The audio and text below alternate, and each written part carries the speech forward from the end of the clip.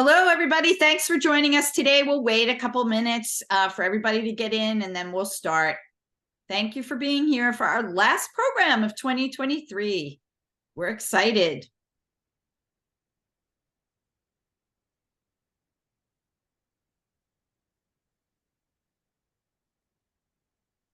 I'm a bit terrified when you say that, Sherry, because that means there's so little time left this year to do everything that we need to do. This is true.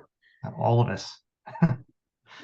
So thanks, everybody, for joining us today. We're going to get started in just a couple of minutes. We're going to wait for our participants to get into the session. And as we're doing that, we are changing our format a little bit today. So if you have any questions dealing with AI or cybersecurity, feel free to put them in the chat, and I will be announcing that at the start of the program. Welcome.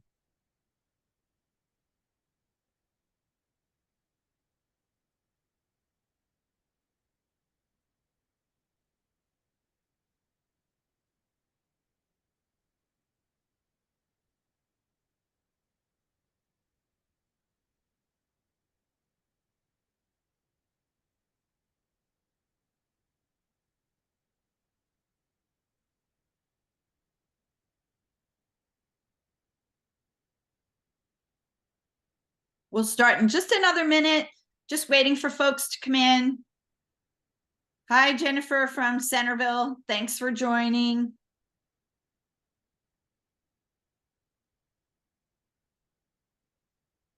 Megan from Wyoming. Amy in Louisville.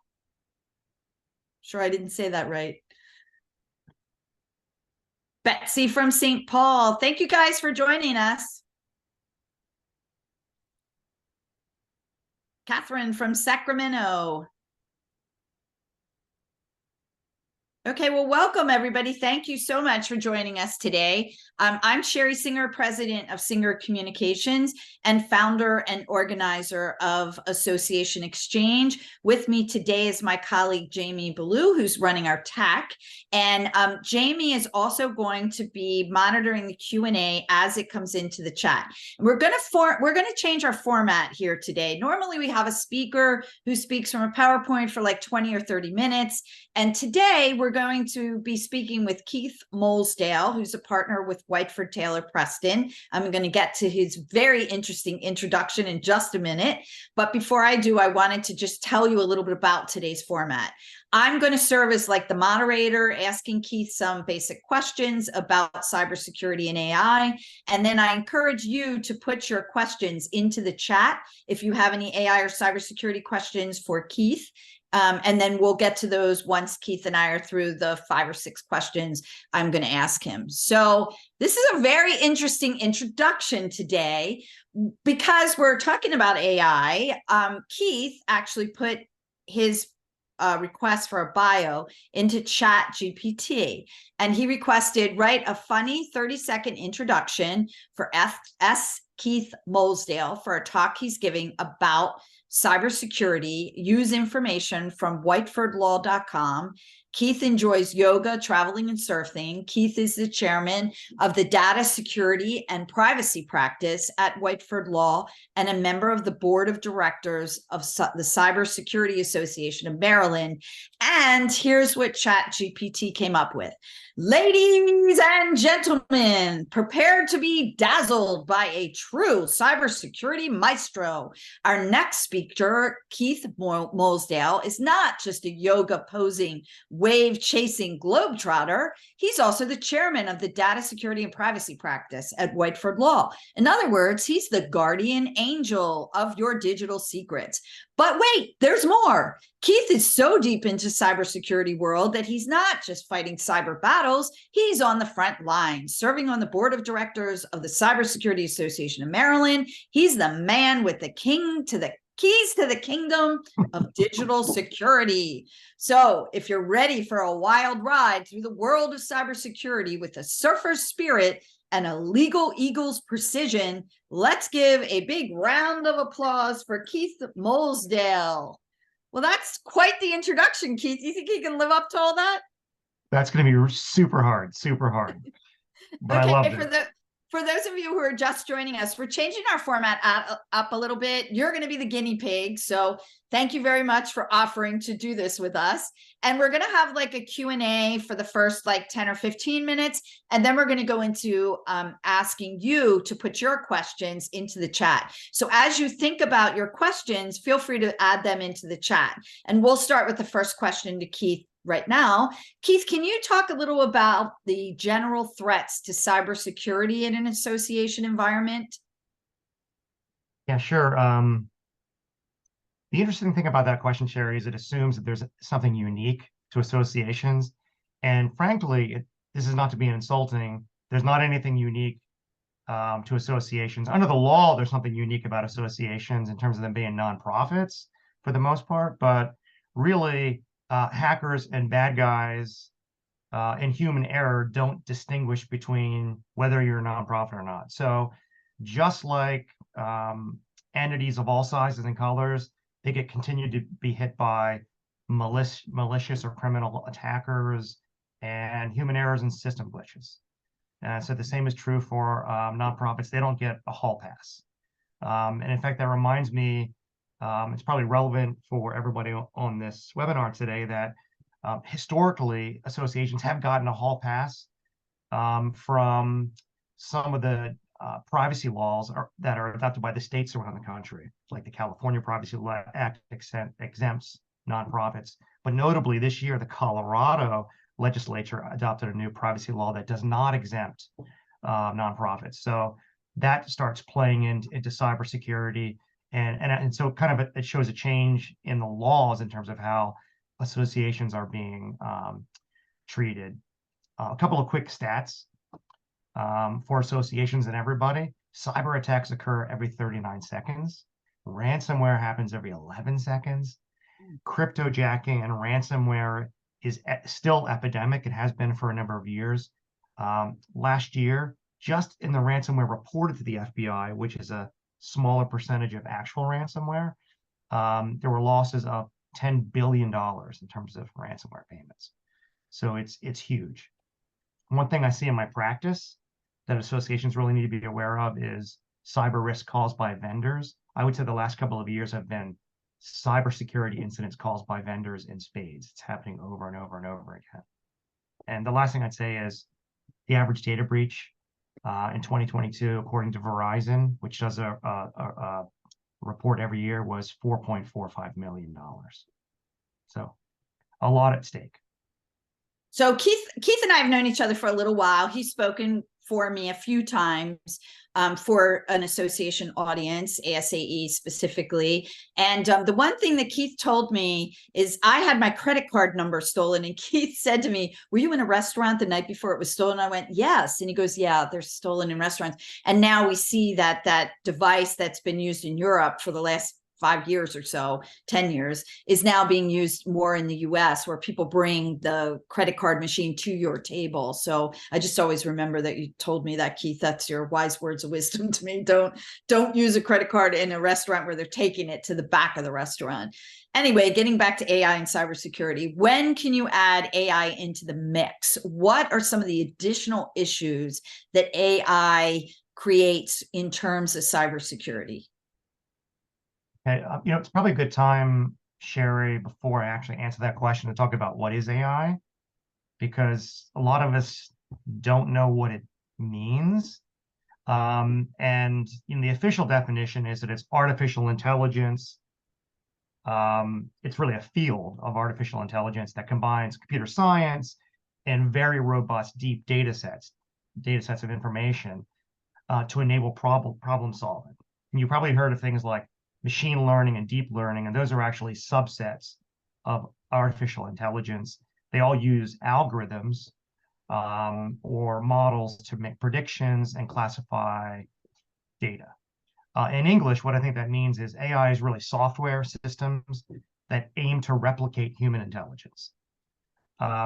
What's really fascinating to me about this year, by the way, is it feels like this avalanche of AI, it's got to be the word of the year, right? Artificial intelligence, like it's just come out of the blue. It's fascinating to me because in the legal field, we've been talking about AI for years and actually addressing it in agreements with clients and contractors and vendors But I think what's different this year, and my point is, AI actually isn't new this year. It's been around for a long time. But what's new this year, it's become available in consumer products. And it's really Chat GPT that really kind of revealed what was going on underneath the surface by all these businesses for years, actually. And to give you a sense of the magnitude, between the point that Chat GPT was launched in 2 months, they had 100 million users. And people are saying that that kind of growth is expected for the next 2 decades exponentially. So it's Yeah, huge. I saw some of those numbers on CNN. I think it was like last November where they were saying it was zero, almost zero, and all of a sudden it jumped, and these charts were like crazy. They were like off the charts. Okay, next question is so let's go back to that original question. When you add AI into the mix, what are some of the additional issues that you might have? So lots and lots of issues on the cybersecurity side, on the threat side. Basically, most hackers depend on reconnaissance, right? They're actually sitting down, especially when they're focusing on an entity or a person or an organization. They're finding out, wow, who is Sherry Singer? How old is she? Where does she live? What does she like to do? What are her hobbies?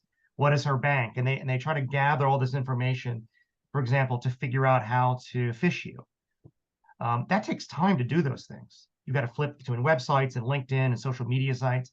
But with AI, you can push a button and the software is instantaneously searching the web, deeply analyzing this information and summarizing it, serving it up to you on a plate. So what that really means is faster data means more targets per minute for the bad guys. More data means more knowledge about Sherry Singer and all the other targets, and actually means more time for the bad guys to actually sit back and use their brain to devise new tricks and scams. And sadly, just like with ransomware, you can buy a ransomware as a service on the dark web. You can now buy basically AI as a service on the dark web to do these bad things. Oh no. So that's one thing. And what that results in is, by way of example, is really laser focused spear phishing. Phishing's always been a numbers game. You send out these emails and you hope one out of 1,000 or 10,000 people clicks on a link, clicks on a malicious link, and it causes bad things to happen. Well, now AI allows way more of these links to go out, and better links that are just harder to figure out. And of course, there's deep fakes, which are fabricated and really believable impersonations of voices, photos, and videos. They can now be created within seconds and create convincing fake renditions of anybody, you, me, famous people, politicians. So that might lead to, for example, fake inquiries, like a donor is asking one of the associations for information. Hey, I forgot my password. And they might actually be using the voice or the image in a video. I mean, for example, when I send wires using my credit union, they now, as a policy, require a Zoom if it's over a certain amount of wire to get on with me and have a conversation. And because that's forcing, a real conversation in real time, which is a little bit hard for AI right now, but who knows whether it will be in the future. Also, fake statements. Those of you who are watching or following the Gaza-Israeli war, one of the advocates for, I guess, the Israeli side of that war used the voice and video of Martin Luther King to make a statement in favor of the Israeli side.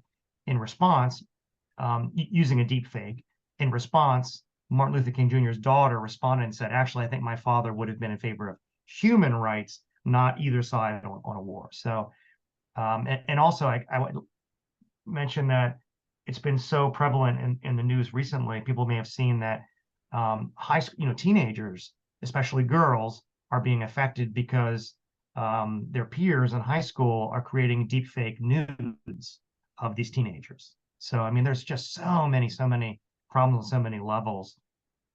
And then in terms of cybersecurity, it means better, faster, malicious code, more bad stuff like CAPTCHAs, which we all hate, right? You're on a website, you want to get something done, and a CAPTCHA comes up, and you have to follow it and click on only the squares that have bicycles, for example.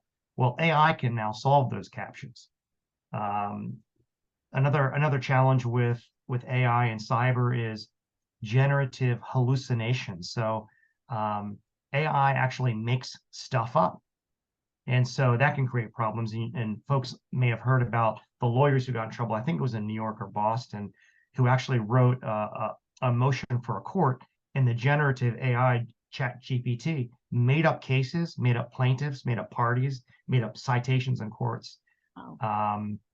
So all of that is happening at the same time. So Faster than let's switch and talk about how maybe AI can help with cybersecurity. Are there any positive uses of AI to keep your data more secure? Yeah, I think so. And it's actually the flip side of the bad, which is the bad guys get things faster, deeper, more, but it's also true for the good guys. So the white hats, there's so many things to protect as a white hat, as somebody who's on the defensive side of cybersecurity. They have this huge, broad surface area to protect. It may mean hundreds of devices per association. It might mean hundreds, even thousands of attack vectors. And there's a shortage of cyber professionals. So AI can be used to accelerate and actually automate a lot of the things that cybersecurity defenders do, such as looking for patterns in the way that bad guys are trying to get into networks, and automating them and creating defensive programs that react in real time and learn about what bad guys are doing, bad actors are doing. And so it helps simplify, ideally, the processes they're following. Hopefully will help them identify zero-day threats. And a zero-day threat, by the way, is a threat that nobody knows exists. It's a weakness that exists. Some bad actor figures it out and then launches it. And so the idea is that AI may help those who write software, like the Microsofts and Oracles, et cetera, of the world, actually use AI to search their own source code, define those zero-day threats before they're actually released. So if you had a crystal ball, Keith, what do you think AI's top cybersecurity benefits will be in the next 5 to 10 years, with an eye toward associations? What would be the benefit of using AI over the next 5 to 10 years if you were an association executive? Yeah. Well, it's hard to be precise, of course, but my gosh, I mean, because of the technology, just this year alone has changed so rapidly. As I said earlier, it's exponentially changing. So it's hard for any of us humans to kind of anticipate that. But in terms of good news, and I think some people may have different political views on this, depending on how they view regulations. But this is such a Wild West situation, and there's so many threats on so many different levels to people's reputations, to their physical being, to their data, to their lives, et cetera. I think what will be helpful is new regulations regarding AI. And I'd look to see that mainly from the EU as a leader. It was interesting because the United States has lagged in terms of privacy protections for decades. And the EU has led this. So it was interesting that the Biden administration came up with their new executive order regarding artificial intelligence. So that's actually a good thing. Bottom line is that as cybersecurity has always been, I expect it just to be a continued arms race, sadly, between the good guys and the bad guys. And the AI is going to help both. What can an association do now to improve its cybersecurity, given this Wild West kind of AI use? Well, I don't think there's any one, silver bullet, unfortunately. So I would go back first and concentrate on the fundamentals. So many associations don't focus on the fundamentals, which is building a data security program from the ground up that focuses on physical, technical, and administrative safeguards. And so my first bullet would be change your security culture to make sure you're focusing on governance and not IT. Most people think of data security, oh, it's about IT. Well, it's not just about IT, because more than half of the incidents are caused by humans. So it's about controlling people as well as technology. So go back to those fundamentals like that. Take a selfie, look at what you're already doing, do a risk assessment, figure out what you need to do, address those weaknesses, adopt and implement policies. Importantly, screen and oversee your vendors where so many of these risks are coming from. Buy cyber risk insurance if you can get it. Super important. Train and test your employees as these changes are hitting us rapidly. I don't think it's a situation where, wow, let's check the box and train our employees about phishing once a year. I think it's going to be a much um, more frequent requirement for all of us. And then I would say hit the repeat button. So those are the fundamentals. Secondly, I'd say focus on the low-hanging fruit of AI vulnerability, which is human error. And again, that goes back to training. Another area where we see so many organizations fall down is just updating the software. For example, Microsoft or Oracle or one of the big vendors comes out with a patch, and because organizations are undersourced, they don't update the software, and then that creates a problem. So I would say updating software is going to become more and more important because of these AI threats. I already mentioned focusing on vendors. And fifth, let me just mention this for a second. Don't forget, even though this whole session is about cybersecurity, but don't forget the risks to your association outside of cyber that are caused by AI.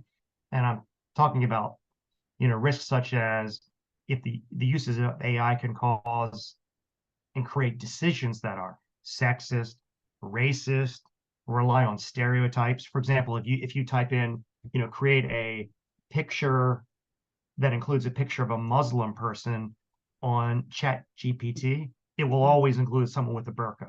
So, there are lots of ethical dilemmas that come up and problems that arise outside the scope of just cyber. Well, that's really interesting. This is the last question because we're getting a lot of questions from the community and I want to make sure we have time for those. So are there any new-ish innovations that are out now that associations might use to improve their cybersecurity? Yeah, just like I said before, no silver bullet, just like clothing and shoes, one size doesn't fit all. But I can tell you, for example, at my firm, what we have focused on, my law firm internally, what we're focusing on is, I already mentioned a couple times today, training, and actually really drilling down and not generic training, but employee specific training based on individual risk tolerance rather than one size fits all. And also looking at, there's multiple products out there, but one that we use is called Proofpoint, and it's a user isolation tool. And so if you click on a link, it actually is not opening that link in your environment. It's opening the link in the cloud on a vendor's environment, like in a sandbox. So if, for God forbid, it's actually malware trying to infect your system, it doesn't have access to your system. I would say, and by the way, note to everybody, I'm not a technologist, I'm a lawyer, but in talking to, our IT team, that's what we're focused on at the moment. And last thing I'll say is we're super prepared to adopt new policies because we know that risks are going to keep arising every year. So we see it as, be open to changing your policies and realize that just like your HR department, just like your finance department, your data security privacy people, that's a department that's not ever going to go away. Years ago, we thought, oh, we're going to outsource that or let the IT person handle it. That's not the case anymore, especially with AI. So I'm going to turn it over to Jamie, and she's going to take over for me, reading you some of the questions from the audience. Thank you, Sherry. And thank you, Keith. This has been really informative so far. So there are a number of questions in the chat. The first couple really stem around Chat GPT. And, just to summarize it all, I think what factors should associations consider before using generative AI as a tool internally? What are some of the risks? Also, there's a question about, is there only one form of Chat GPT? Could you be using it and not even be aware? Wow, super great questions. And there are so many issues about Chat GPT. Um, one of which I've already mentioned is generative AI, which is what Chat GPT is. It's generating answers based on questions and based on data that's available on the internet. It's only as good as the data that exists. So garbage in, garbage out. What's on the internet may or may not be true. And so if it's in turn looking at sources which are fake, you may have, not very reliable outputs. Another reason I've already mentioned this is that generative AI engages in hallucinations. It just makes stuff up sometimes, and it's not. I guess if you're a professional in an area and you're really focused and you have resources, you may catch something that is generated that is fake. But if you're not, you may not. So it's hard to know when that's going to happen. I think it's also worthwhile knowing that the original versions of Chat GPT only used data going back, I think it was to 2021. Notably, the historical Chat GPT doesn't have sources. It's not citing, so you don't even know where it's getting the information from, unless you, in your request, actually point it to a specific website and you say, take your answer from these specific sources, like a CV or an article or multiple articles. Notably, the new Chat GPT that just came out, 4.0, that requires payment of $20 per month, actually does have citations. So I think that's an improvement. Wow, there's so many issues that are swirling in my head, Jimmy. Another is, and maybe you can help me remember some of these since you and I were talking about them earlier, but one is intellectual property infringement risks. Because, if ChatGPT is looking to third-party articles and then writing maybe an article for you to publish by way of example, because you're late, you're tired, you're overworked and underpaid, or whatever the reason, there's always the risk that what ChatGPT produces for you infringes the copyright of a third party, and you could be sued for that. And that's not inconsequential, because if you're sued for copyright infringement, you may be asked to pay statutory damages, which is a fixed amount of over $1,000. I think it's like $1,500 per incident. And the third party who owns the copyright doesn't even have to prove damages, or they can choose to prove damages, which could be higher, and they could force you to pay their attorney's fees and costs. So lots of issues to think about using chat. I mean, another part of that, correct me if I'm wrong here, I'll get the legal perspective, but with regard to intellectual property, once you type something into ChatGPT, it becomes part of the public domain. So if you were to, try to make, use ChatGPT as a way to, let's say, create certification questions for your certification, or use or type in any of your other intellectual property into ChatGPT, there are privacy issues for your association. Is that correct? Absolutely. That's such a great point, Jamie. Remember, free isn't free. We all think we're using Google for free, historically for X number of years, but all that time, the terms and conditions of Google make very clear that they can do whatever they want with the information we're giving them. That's why it's free. And so the same applies to ChatGPT. So in your example, Jamie, if, for example, you type in those certification questions, ChatGPT is going to ingest that information, store it in a database, and maybe make it available in their answer to someone else outside your organization, or maybe even a competitor asking the same or a similar question. And remember that if you, for example, type in personal information, say, oh, I'd like you to write a summary for me because I'm feeling lazy today about the following 5 employees and their health history. And by the way, here's their social security numbers or something. And just summarize it for me, and Chat GPT spits that out. Again, that very private information is ingested by a third party, commercial third party. Yeah, so a lot of third-party risk management to consider as well.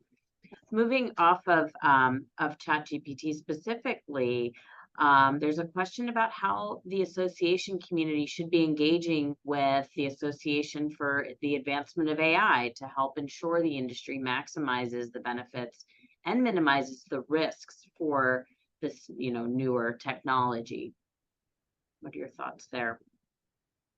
Well, I would suggest that people look to the new Biden administration executive order, which really does a fairly good job of, I think, looking at real risks that are known currently, and then looking forward to think about some of the risks that may occur in the future. And I think it does a good job of talking about risk to government, risk to individuals, and the importance of focusing on let's set up new guidelines and regulations. Let's create tools and safeguards to protect people. And I thought one of the interesting things about the Biden administration's executive order was it also focused on people's jobs, because it's undeniable that as artificial intelligence is used, people's jobs are at risk.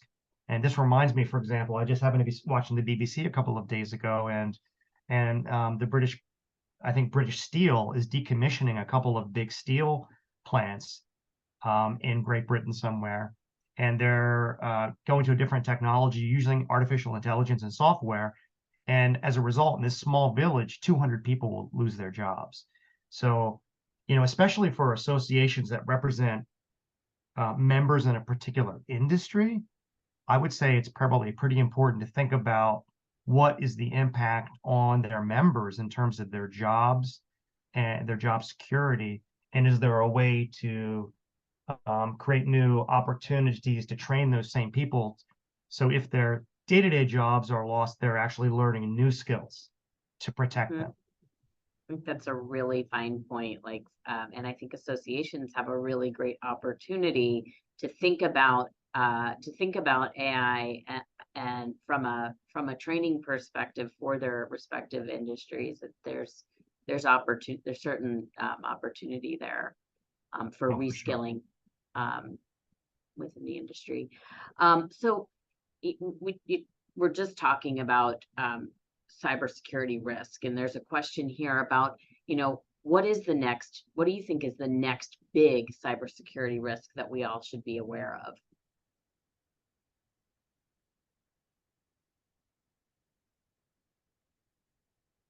Well, let me give you an example of something that so I don't know the perfect example, right? Because I'm not a technologist, but, so I tend to see these things as they occur, and I react in real time with my clients. But I'll give you an example of something that's I see happening is my credit union created about a year ago this product where your voice is your password, and they encourage the members to pick up the phone and record a few keywords so that when you dial in to talk to a person or get information about your account, make transfers, you just use your voice and they do voice recognition.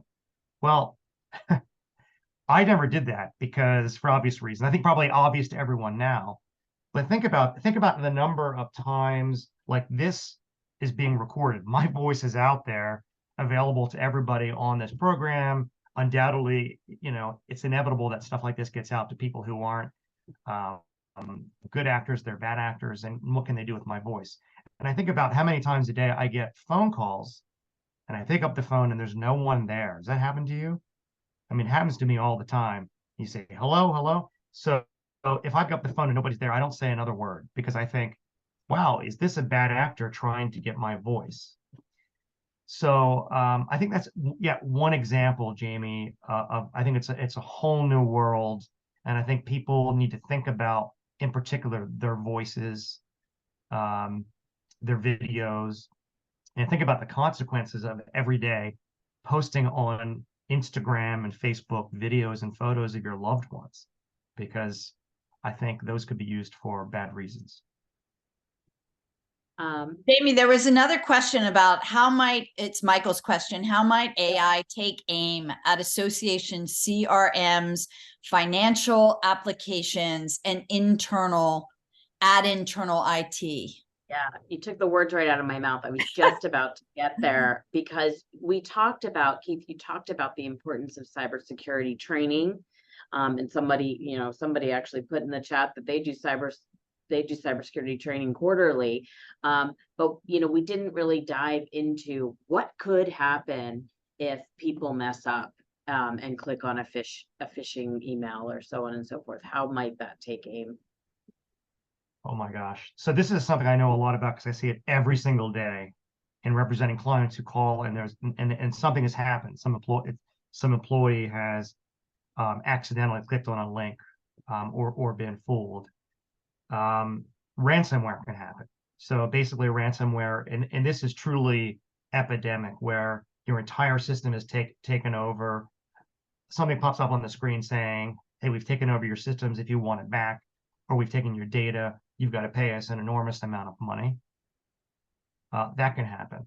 There are also cases where hacktivists, and by the way, I've seen this specifically happen to associations who I've represented, where hacktivists overseas, in the case I'm thinking about, actually believe that an association is part of the U.S. government, and they want to actually teach the U.S. government a lesson. And so they went in and dug up all this personal information that the association had been ingesting and storing for years. Actually, it was actually people who parked in their parking garage, believe it or not, that they forgot to delete. And it was the information, I want to say, of about 30,000 people. And then it was uploaded on a server in Sweden because this hacker in Sweden thought he was teaching the U.S. government a lesson. So those sort of things can happen. They can take over, and in that case, by the way, that hacker also took over the website and put up a Guy Fawkes mask and said, we are here, we are everywhere, we are watching you. They can also steal the data and use it to start hacking into your databases, taking over accounts internally. They can actually, one of the big problems and risks of AI is also jumbling data in databases. And so that means, for example, if you have a database, you happen to be a health-related association, you have some healthcare information. You're a nonprofit that's providing healthcare to children. That's really important for healthcare providers. What if that data is jumbled? And a child who's listed as having a certain blood type is now changed to a different blood type, and they go into surgery. So what if the addresses and information of all your donors is jumbled? So you no longer have the right addresses and you can no longer match them up, or the database is deleted. So, well, I hope these don't sound apocalyptic, but these are real things that are really happening already. And so with AI, I think these risks are heightened scarily.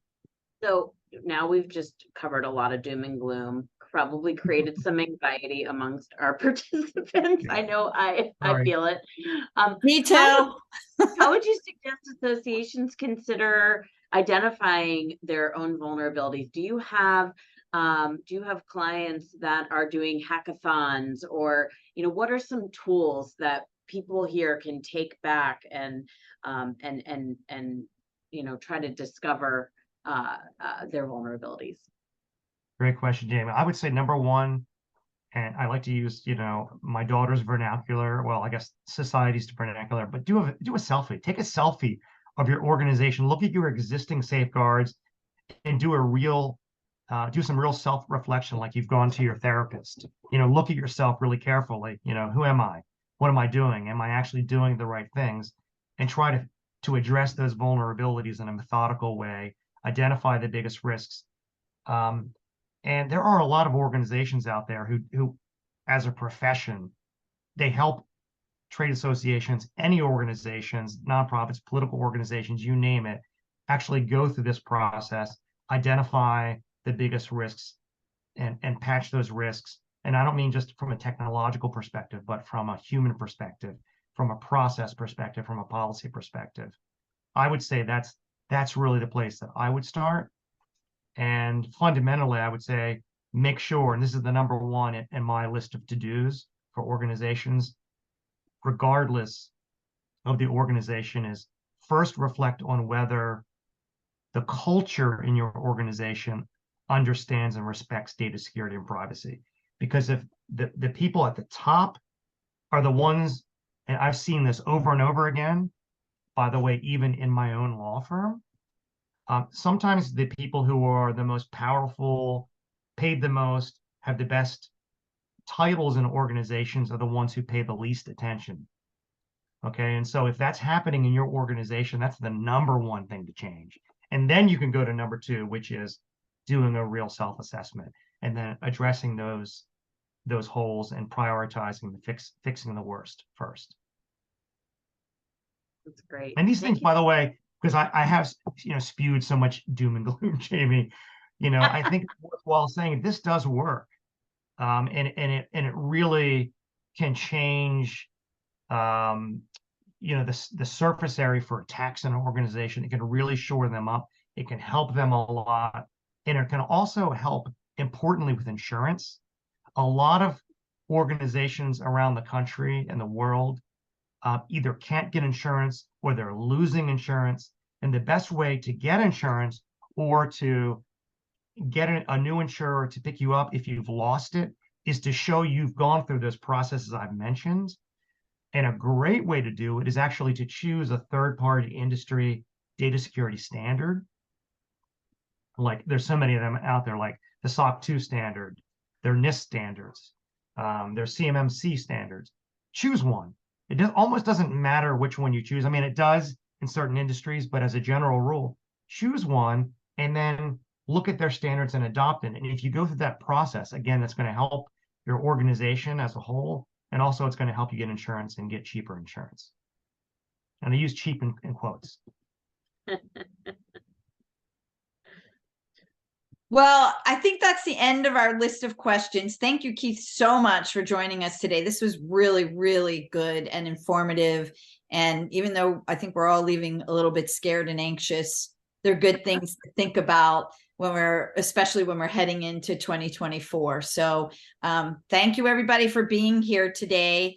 And if you have any additional questions, feel free to reach out to me or Jamie. And we're on hiatus in December, so we come back January 2024, where we're going to have a session on leadership and career skills. So hope you'll join us then. Happy holidays to everybody, and we look forward to seeing you in 2024.